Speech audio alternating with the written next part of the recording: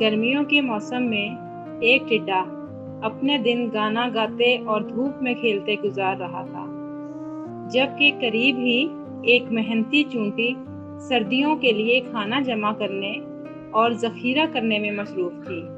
ٹڈا چونٹی پر ہنسا اور کہنے لگا کہ اسے آرام کرنا چاہیے اور زندگی کا مزہ لینا چاہیے، اتنی محنت کرنے کی کوئی ضرورت نہیں ہے۔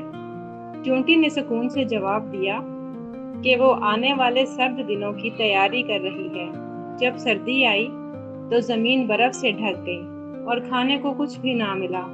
ٹڈا جو بھوکا اور سردی سے کانپ رہا تھا، مدد لینے کے لیے چونٹی کے پاس گیا۔